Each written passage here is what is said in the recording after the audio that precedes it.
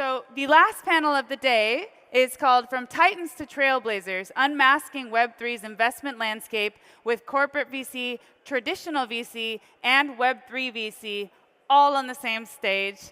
So our speakers are Martin, Senior Director of Bertelsmann Investments, Stephen, General Partner at Caritage, Albin, Investor from Cathay Ledger Fund, and Matisse, Partner at Maven 11, moderated by Andrew, previously from The Block.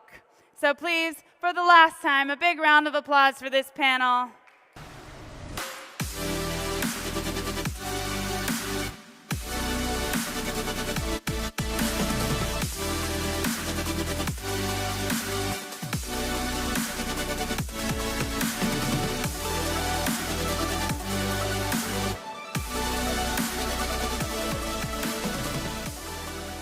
Crystals. Very nice. Hi. Okay. Hold it up, guys. I'm Andrew. Very pleased to meet you all. Last session, last panel of the entire conference. It's been a long 2 days. Thanks for sticking with us.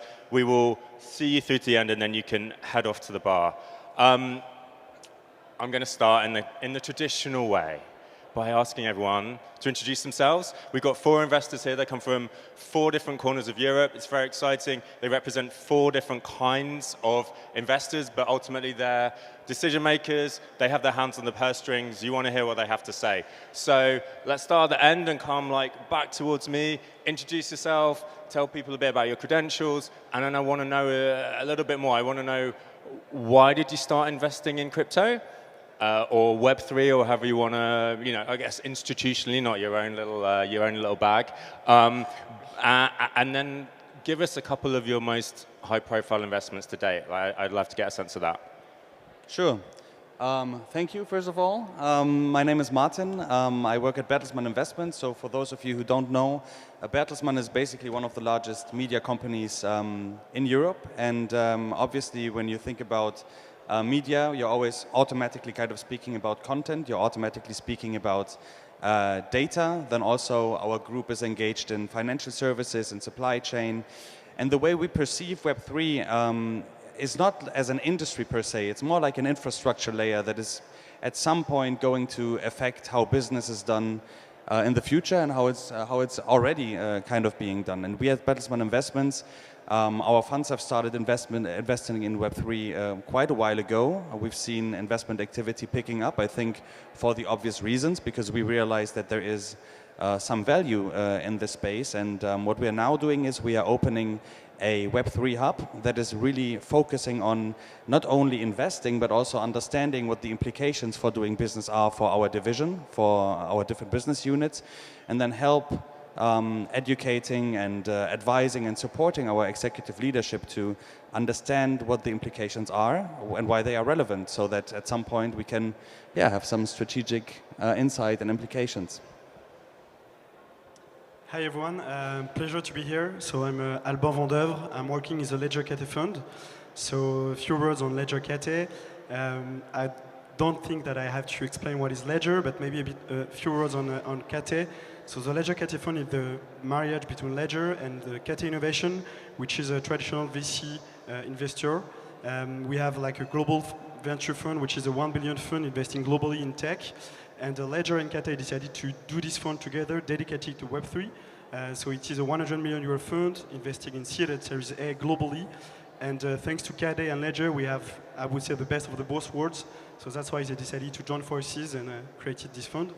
And on my side, so why I wanted to go on Web3 and why I'm so excited about Web3. Well, actually, I discovered crypto when I was in school. And then right after, during my first job, it was in a big corporate fund. We decided to create my own Euro stablecoin, and then I decided to become an entrepreneur. And right after 3 years, I decided to go on the investor side, and that's why I'm here today representing Ledger Cathay. Hey everybody. Well, thanks for being here, and thanks to X Ventures for organizing. I'm Matthijs. I'm one of the partners at Maven 11. We are a crypto-only venture fund. We were founded in 2015. We're operating out of Amsterdam, and I myself joined in 2017 as an analyst back then.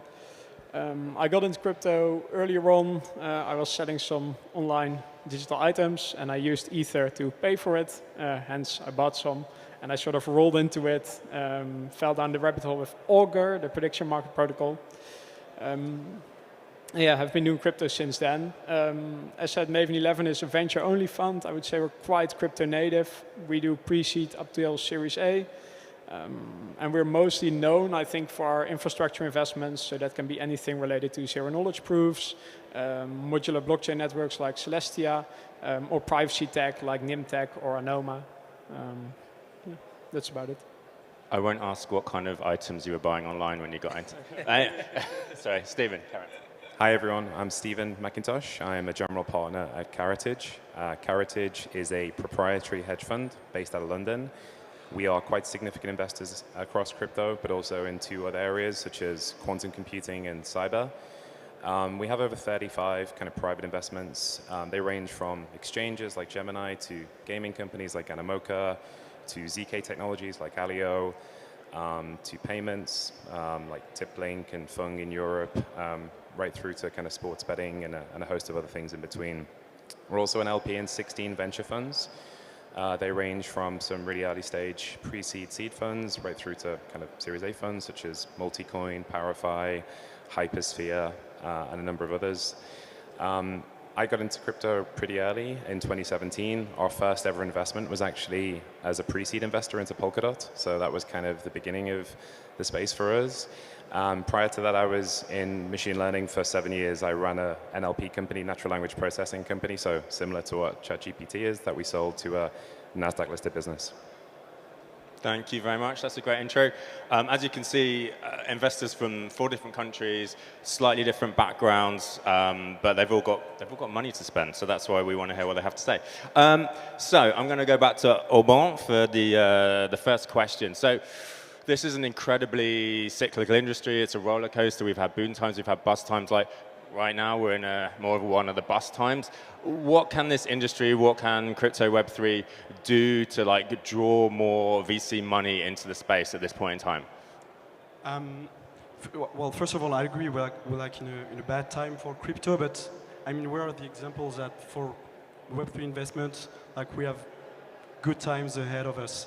And if we take like some, it's not the same pace at 2021, but in 2022, the pace of investment was quite huge just for one vertical. Like if we take the example of AI, this was not the same case for Web3. So we have like many different verticals, and Web3 is, I would say, still one of the major ones. And but you're right. Like if we want to attract more investors in the Web3, I think we still have 3 main points to address. The first one is when we talk to LPs and when we want to attract more investors, like they are not really, they feel a bit threatened by what's happening in the industry. Like if we take the example of regulation, it's of course a big problem right now with the SEC and everything. It's a big turmoil for the industry. But I mean, for today, in the short term, it's not good for the industry. But in the long term, I'm sure that it will be very useful to have this clear regulation, and that will reassure the investors. The second one is, I think we still have to educate the investors. Like, I mean, if I take some example of my personal experience, it took me like several dinners to explain to my parents what was blockchain, what was crypto. When we talk between each other, like when we talk about address, private keys, it's like normal for us, but if you remember like 5-6 years ago when you learned what was blockchain, it was like, what was this? So we have to explain, and this is why, for example, Ledger created Ledger Academy, exactly for this kind of, to educate people and to understand what is the blockchain, the power of blockchain, and what Web3 can really bring to many verticals. And the last one is, in my opinion, and this is why I like this job, is we don't have, apart from crypto and trading, real use cases that talk to everybody. Like, for example, I would love to have more projects that can tell me, well, I will help you buy a house, contract a loan. I will help you, for example, send some money very easily to my family in other countries. If we have like real life use cases that help everybody, I think if we have this proven track record, it will help us to attract more money and more investors in the industry. I guess that's the key point. Like, you don't have money to invest unless you attract those LPs. So, like, presumably, the mood music now that you're hearing from potential investors in your funds is sour compared with a year or two ago. I mean, are there people out there who are like willing to open their pocketbooks and invest in your funds? Well, you said the people that already invested Your in our LPs. fund. Yeah, the objective for them, we have different LPs in our fund. We have corporates, we have family offices.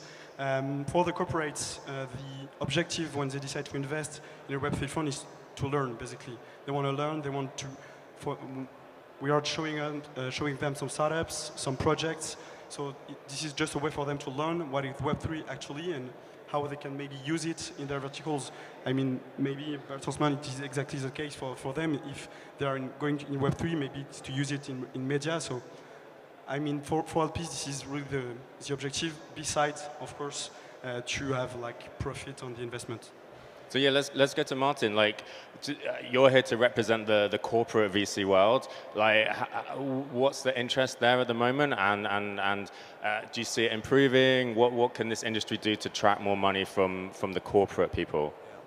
So I think that's a very important question. So I think the question the industry needs to ask itself is, why would a corporate player that is making substantial profits in the existing legacy system decide to shift towards an alternative that is very counterintuitive to everything the Web2 world is based on, right? So some of the most substantial business functions actually result out of the fact that you are operating as an intermediary, for example.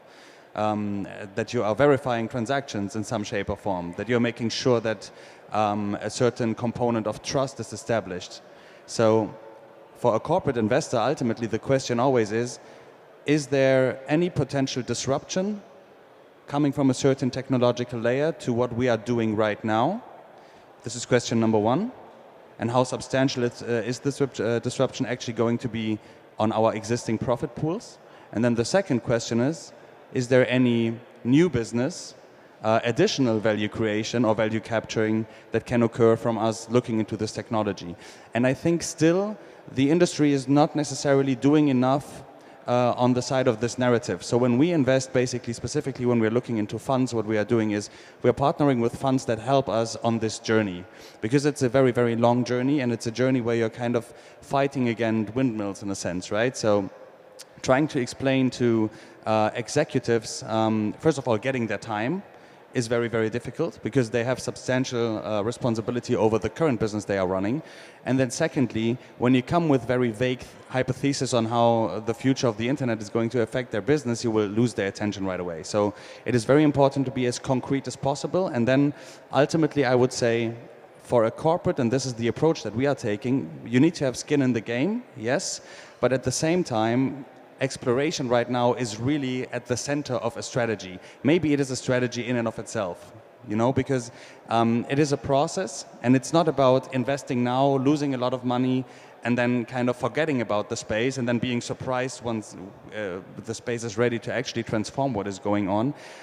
The ambition must be to be prepared and to identify the value drivers in this space. And I think this is a very challenging task, and that task really requires patience, and it requires very strong partners that understand the industry, and then people that are capable of translating that to what is relevant right now and operationally tomorrow. And Andrew, I also think it's relevant to maybe differentiate between the types of corporates, right? So for instance, a lot of market makers, which are also large corporations, have been heavily investing in crypto, likes of Jump, Flow Traders, Chain Street, because they sort of saw themselves being disrupted by, well, it's in the name, right? An AMM, an automated market maker, and they just started investing like, hey, can this disrupt us? And we need to pay attention now. And I think it's cool to see that something like a media company is now also allocating time and resources to this. So as we reach more verticals, I imagine more corporations out of different industries will start looking into this space more and more. Yeah, 100%. And I think we also need to be a bit more realistic about how many people are actually using the technology right now. So we have like 200 million active wallets globally, which sounds very impressive. But then if you look at monthly active users, then you're immediately down to, let's say, 10 to 15 million at the max, right? So while we are all very convinced that this is going to change, and I 100% believe in that, still you need to be very careful on how you are actually presenting these topics to the executive management, because otherwise it will be very, very difficult to build a credible positioning to the inside and also to the outside. Yeah. So I'm going to come to Stephen. When I look at my social feed, to be honest, there's been a shift in the past few months. ChatGPT is taking over. Crypto is not perhaps the darling that it was in the heady lockdown days of 2020, 2021, when everyone wanted to trade random shitcoins. AI is the elephant in the room here. Is that sucking the oxygen away from VC investing in the crypto space? Like, how do you view this? I mean, you're someone who invests across the crypto world and other sectors, so I'm curious to get your take on it. Yeah, it's a good question. I also spent like a large part of my career in AI, in specifically NLP. So seeing crypto Twitter become distracted with AI is kind of like the play to earn kind of craze in 2021. It's a bit of a herd trade. I think some people have just worked out what AI was like 6 months ago, and are now putting like 50 tweet threads about it every week. So whether they're the best people to listen to on the subject of AI, I would kind of question that one.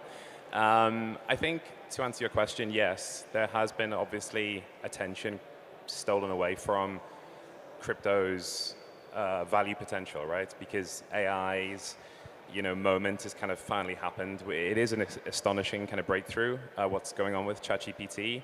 And I think that it's really captivated the world's imagination about what's possible. But a lot of this has been building for a while, right? If you were in the industry, you were kind of aware of these kind of these transformer models and what they were pushing towards. I think it's definitely kind of opened up the kind of entrepreneurial space, because now you're seeing loads of really kind of thoughtful young people trying to build in this wave of innovation, which is exciting. I think that's a bit of a risk, because ultimately crypto does need really great developers to build around ecosystems. Like ultimately that's what you need to kind of scale these L1s or L2s. You need people building around that ecosystem. So that's definitely a bit of a risk. I think on the investor side, I think there are definitely like a few kind of individuals or teams on the VC side who are probably going to get locked in another herd trade by following, the direction of travel on Twitter, and probably kind of backing stuff that they don't really understand. That's, not very defensible and is probably a bit overvalued, to be honest. That's definitely going to happen. But I think that's part and parcel of a hype cycle, right? I think one thing I would say about how kind of I think AI and crypto are linked is that the philosophy of crypto is the progressive realization of open source technology for the world and democratizing access, right? And I think that in the future, it doesn't make sense to have only 2 entities in the world that can run huge multi-model learning systems like OpenAI and DeepMind. And that's purely a function of the compute infrastructure they have. So there are these really interesting conversations going on about distributed compute and other kind of adjacent innovation areas around the kind of crypto and AI conversation. The only problem with that is it's a bit like taking a water gun to a machine gun fight. You need like insane supercomputers to run this stuff. But I'm a big believer in open source technology. I think open source models are going to be a big part of the future, because like I said, it doesn't make sense to have 2 entities controlling everything. And I think crypto will dovetail into that in some sense. I think it's hard to spot where it will manifest in real terms, but I think that directionally they're linked. And yeah, I think in the day-to-day, I think that crypto investors who've been crypto investors for a few years should still want to invest in crypto, because it's still an important thing to do, and there's still a lot of value to be created. So yeah, I think a few tourists will get on the train and follow the AI hype wagon, but hopefully the real ones, like these guys, will stay in the day-to-day business. You want to come in on that? Yeah, I mean, we had a discussion yesterday during dinner, and I think what is very interesting is that I personally believe VCs that are now pivoting away from crypto, focusing on AI, are actually making a huge mistake, because we've been always talking about the super use case for Web3 and the super use case for crypto, and I personally believe that generative AI is actually posing a problem and a challenge that is so substantial that only Web3 can solve, which is basically provenance to digital assets in a world where every piece of content can be altered, can be multiplied, can be sent from A to B, which is extremely dangerous from an intellectual property perspective.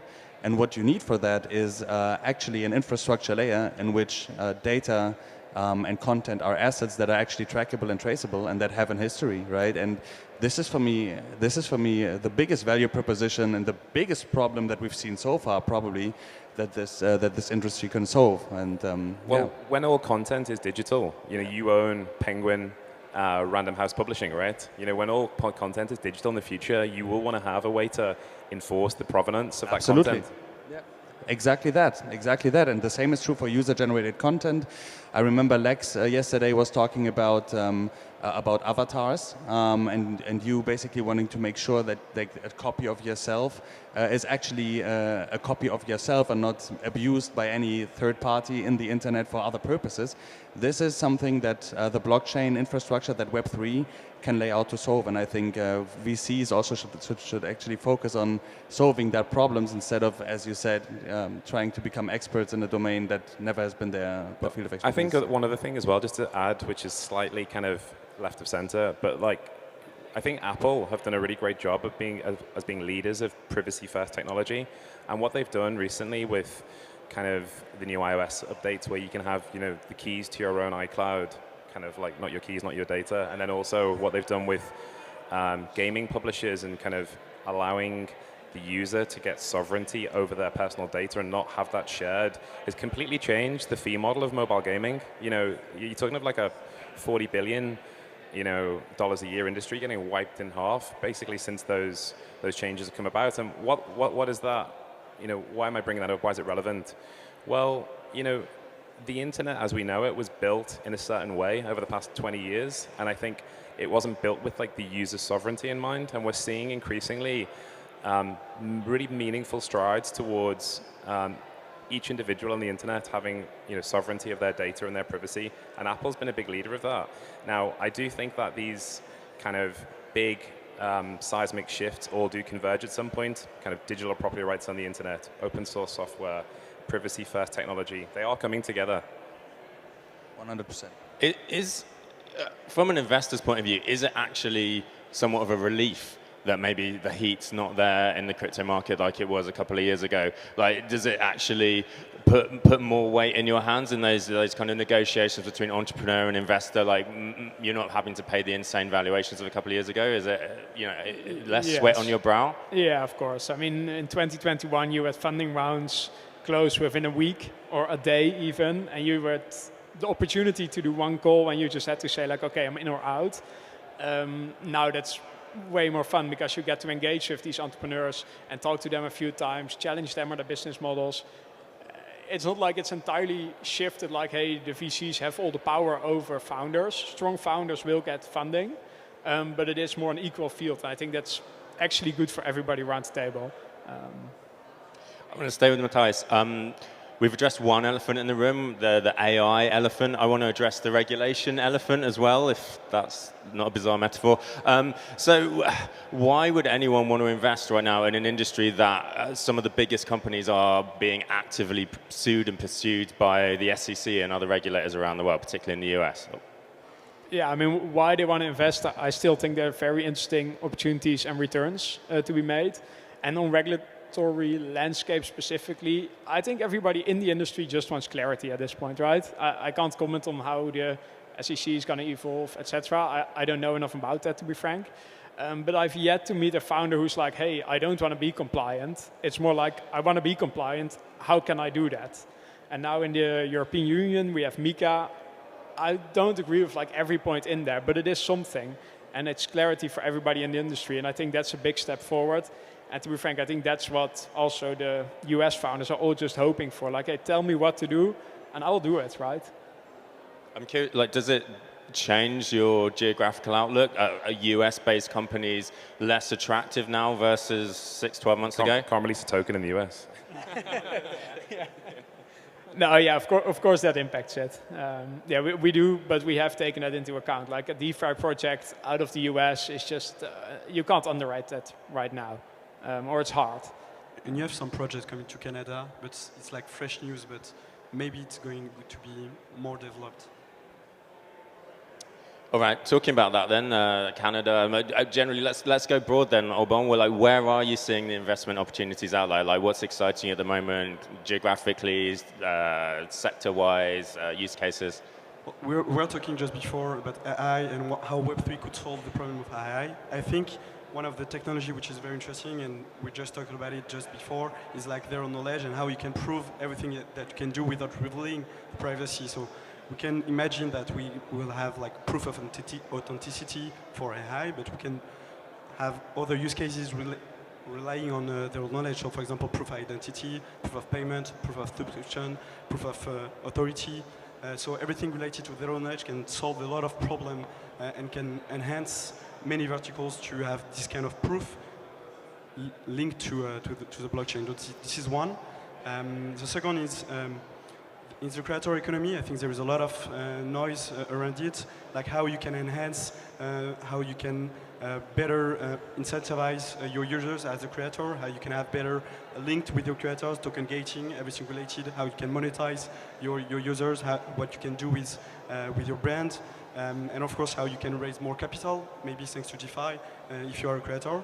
And the last one, which is one of my favorites, is how you can leverage the DeFi protocols in order to have products that answer to real needs at first for firms. So for example, you can use DeFi protocols to create like credits, factoring, and it will enhance a lot of business to have access to capital thanks to DeFi protocols. And you can imagine the same for the retail side. So for example, if you want to buy a house, you can have a loan thanks, and you will not have to have like 100,000 Ether in order to have it for a collateral. So we can imagine a lot of things thanks to DeFi protocols that can really be used in the real life for businesses or for people.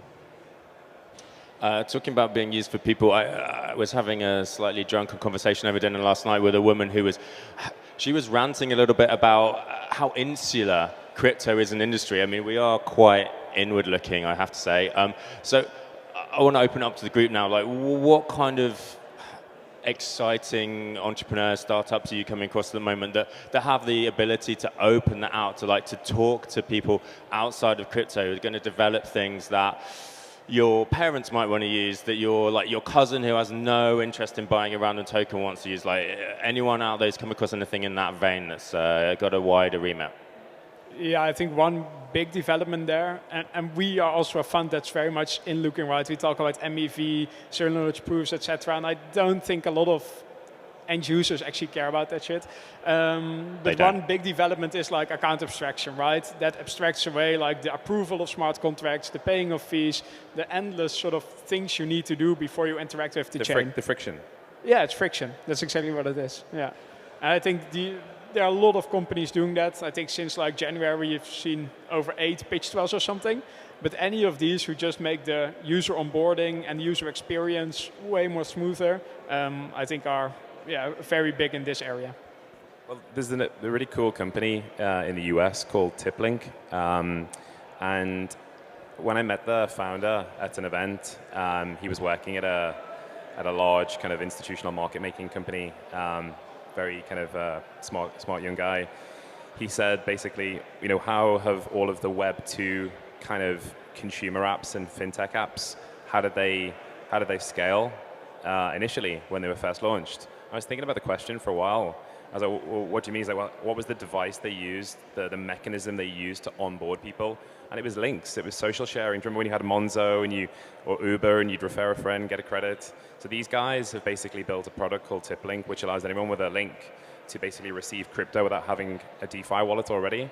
And you can actually then, because of an integration with like Plaid in the US, you can actually take that out into your own account. So that's super cool. Stuff like that, in addition to the account abstraction, just removes the friction and allows, more importantly, games, protocols, businesses to, scale that kind of marketing push, really. So it's almost like airdropping someone tokens before they even have a wallet, essentially. Yeah. Exactly. You don't need a wallet to receive something. That's, I think, an important thing.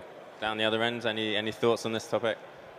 I think what is going to be particularly important going forward is that you build the right incentive mechanisms for people to actually go into the space. I think there are some very interesting startups that are doing that. Because that makes it then easy to explain to, let's say, your parents or whoever you want to talk to that has nothing to do with it.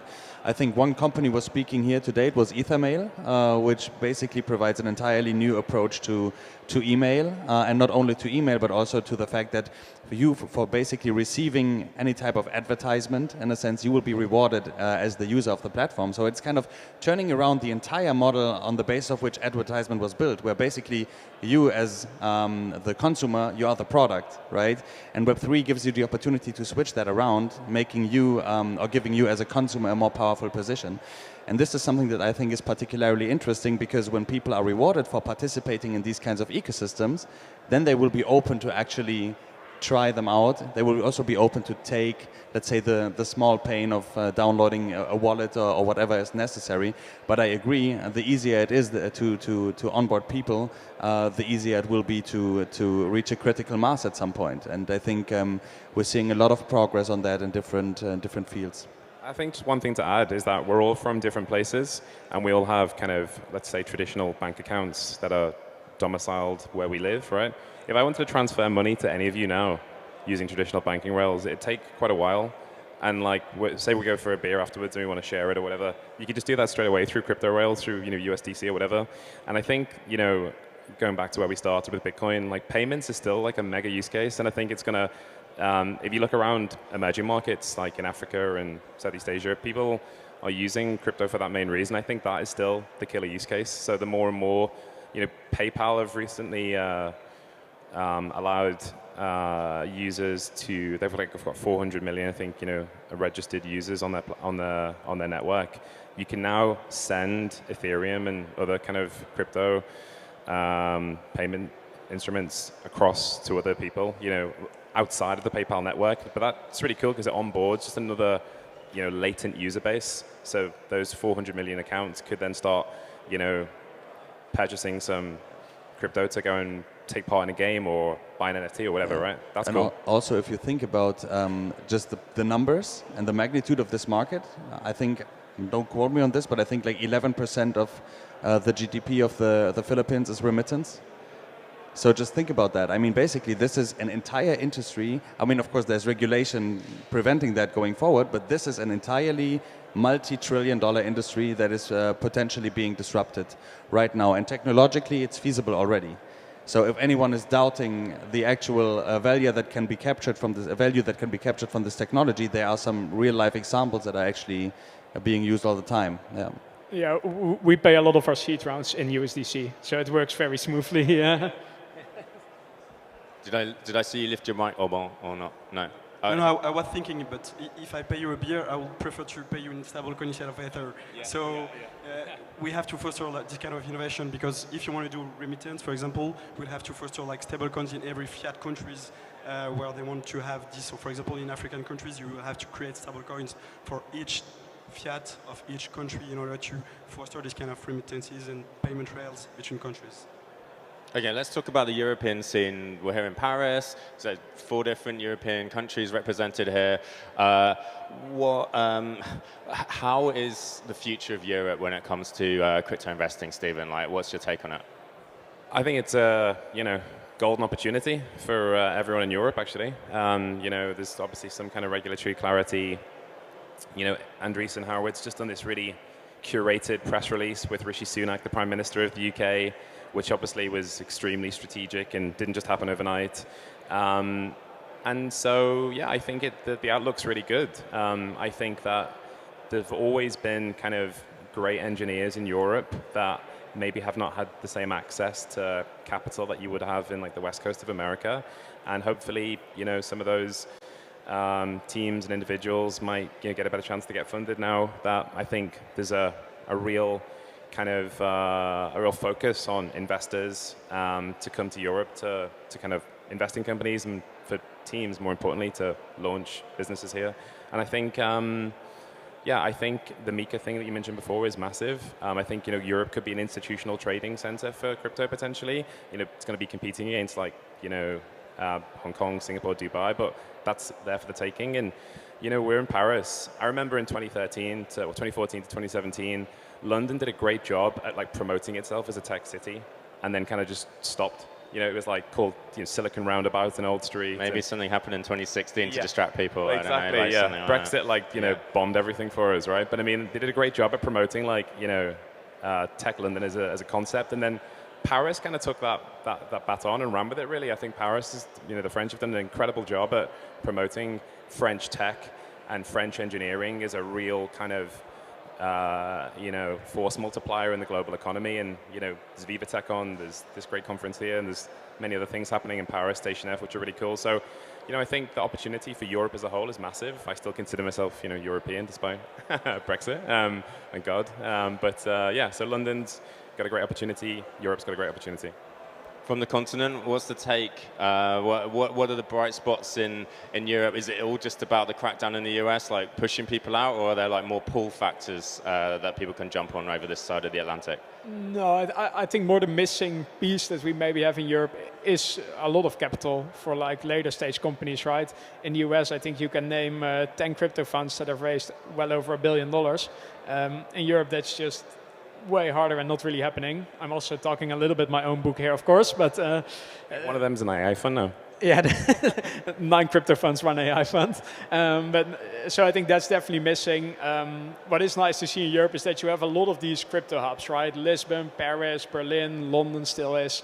So that's quite nice to see. It's sort of decentralized already, the activity. Most of the companies that we receive at the D-Floor, I'm speaking for myself, but we can see that a lot of firms are in the early stage companies, like they're searching for seed, pre-seed, Series A, maybe. So I think it's a sign that there is a lot of European companies trying to build in Web3. So this is really a sign of good health, I think, to have these kind of companies multiplying in Europe. And I agree with you, like for later stage companies, they prefer to go on with US funds. It's always the same. But for early stage companies, I think we have a very, very good environment in Europe. Okay, Martin, I want to come back to the corporate VC world here. When you're pitching to your internal builders at Bertelsmann, what is it that reaches them? Like, is it? I'm guessing that they don't particularly care about the tech that underpins all of this. Is it really the use case? Is it really saying like we can do something faster, cheaper, better? Like, talk me through that process. Like, what resonates with the people you're pitching to internally? So interestingly, I mean, we are not actively pitching startups from our portfolio right now for the, let's say there is an exception, of course, if there's like something that we consider a perfect fit, then yes, we're doing that. But what they really are keen to understand is the business implication, as I just indicated before. And at the moment, I think it is really a process, and I think it's going to take at least one more year, maybe 1.5, to really unravel the new business paradigm. So what we are doing, for instance, is we take the experiences we connect from our fund investments. We've invested in Greenfield, for instance, in Europe, has been a very, very good partner for us. Our funds have invested directly in the US and in Asia. We've spoken to many very, very good funds on the continent, also to Maven 11. We've spoken to Cathay, and we learn from these people. And what we are learning is not only how to kind of evaluate and look at these types of Web3 companies. What we're learning is the actual types of businesses that are relevant to what we are doing right now. And I think what we will be doing going forward, and I think this is going to be the door opener for more concrete activities, is translate what we're seeing into educational output. And then we are taking the time to sit down for an hour and a half, do a workshop with the leadership of specific business units, specific divisions, and explain to them what this technology actually means. So this narrative of it being an infrastructure layer, for everyone here participating at this conference, it's absolutely obvious. You don't need to tell anyone. But I think in the corporate Web2 world, it is really something that needs to be explained. And it needs to be explained why it is an infrastructure layer and how it functions technically. Not in detail, but they need to understand that there is a logic behind it. And once once you can kind of disseminate this type of knowledge, and that only works when you see what is happening in the startup ecosystems, when you see what is being built at the moment, when you see how this is getting traction, then you are kind of laying, let's say, fertile grounds for further activities. So this is, I think, the focus. It is really not about concrete projects. It's really about learning and understanding. I just think to that point, right, you're in Germany, and you talk about infrastructure and education. You know, Ethereum's like 7 years old. And it originally had like loads of cypherpunks in Germany who were building on Bitcoin and building on Ethereum, and now you're like a corporate, media giant talking about, building Web3 into your business lines. I mean, just think about what's been accomplished in that short period of time. It's not that long, really. And on the subject of infrastructure, the Maven 11 guys are amazing at this in terms of their research and their investments. But the stack's still getting rebuilt right now, whether it's modular blockchains, monolithic blockchains, whether it's, you can't really have like only an EVM world. I don't think that's good for the industry. You want to have alternatives. And, there's a company that, I've co-invested in with Maven, which is, taking on Flashbots, and they're building something really exciting. There's just, new companies that are still building at the kind of the infrastructure level. And I think that's going to really kind of transform a lot of our current doubts about use cases and utility on the blockchain. You're gonna get new quantums of scale. You're gonna get different varied use cases. I think the infrastructure space is still really gonna quite exciting and gonna transform in the next few years. Absolutely, and I think, and this might sound a bit polemic, but ultimately this is the only thing that actually resonates with executives, obviously, is you need to explain to them, look, like this is a technology that might, in a given amount of time, we don't know how long, entirely disrupt everything we are doing here. And the ambition that every large media company should have at the moment, from my personal point of view, and the same is true obviously for the financial services realm, the same is true for supply chain, but specifically about media, the ambition must be that in Web3, the content that you own, the IP that you're owning, it shouldn't be outsourced to platforms like Netflix and Spotify. You should own these platforms as part of your IP.